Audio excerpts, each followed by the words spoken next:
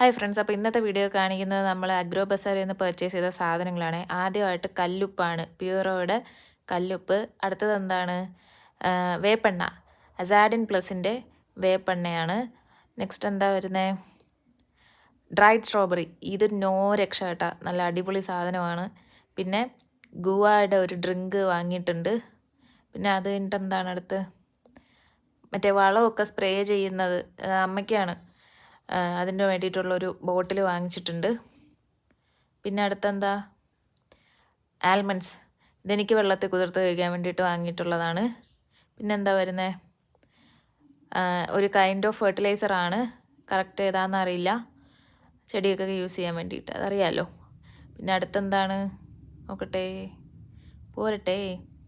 സോപ്പാണ്, ഒരു താമര ഫ്ലേവറും ഒരു തുളസി ഫ്ലേവർ സോപ്പും വാങ്ങിച്ചിട്ടുണ്ട്. നല്ല മണമൊക്കെ ഉണ്ട് കേട്ടോ. പിന്നെ അടുത്തെന്താണ്? മുളയരി, bamboo rice, it's good for health. അപ്പോൾ ഇത്രയും സാധനങ്ങളൊക്കെയാണ് കേട്ടോ നമ്മൾ വാങ്ങിയിട്ടുള്ളത്.